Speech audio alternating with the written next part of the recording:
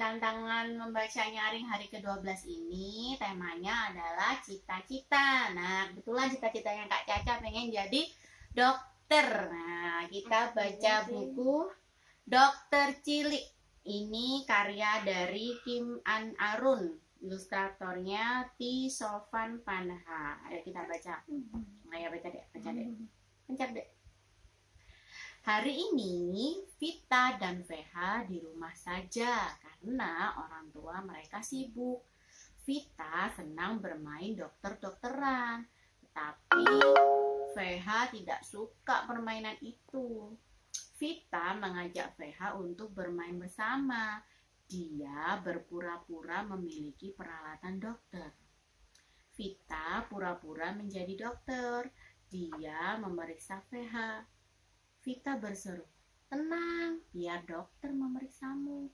Oh, suhu badan VH tidak tinggi, detak jantungnya pun normal. VH bosan. Vita, aku tidak suka permainan ini. Bagaimana kalau kita bermain petak umpet saja? VH bertanya. Tidak, kita hanya berdua. Vita menolak. Pasti tidak seru. Bagaimana kalau kau yang jadi dokternya? Kemudian, dia memberikan peralatan dokter kepada VH. VH masih juga bosan. Ketika Vita berbalik, VH berlari ke dalam rumah untuk bersembunyi.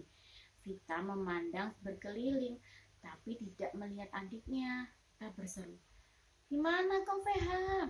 Namun tidak ada jawaban.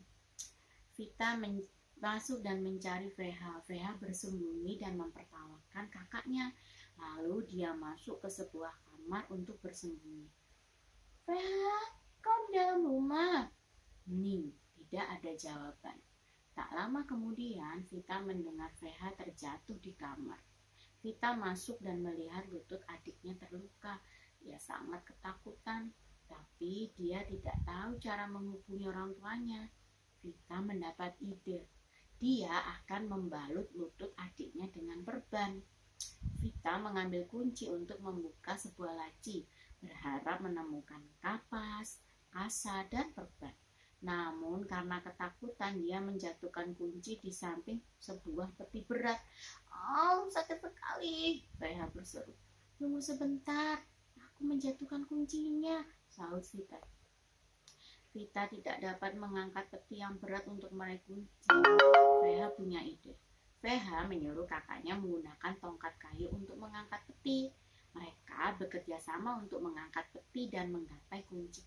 Bagus sekali. Bagaimana kau tahu cara melakukan ini? Tanya Vita. Aku pernah melihat ayah melakukannya, jawab VH. Vita menggunakan kapas, kasa, dan perban untuk menghentikan pendarahan. Orang tua mereka pulang untuk membantu. Lihat, bukannya tidak berdarah lagi. Vita dapat mengerjakan pekerjaan dokter. VH bercerita kepada orang tuanya. Bisakah kamu tidak terlalu aktif, VH? Vita dan orang tuanya berkata serentak. VH tertawa, melupakan lututnya yang sakit. Keesokan harinya, Vita dan VH bermain bersama. Vita menjadi dokter dan VH menjadi petugas rumah sakit. Vita, pasiennya di sini, seru VH sambil menarik mobil-mobilannya yang mengangkut boneka. Oh, biar ku periksa pasiennya, sahut Vita. Vita dan VH bermain bersama dengan gembira.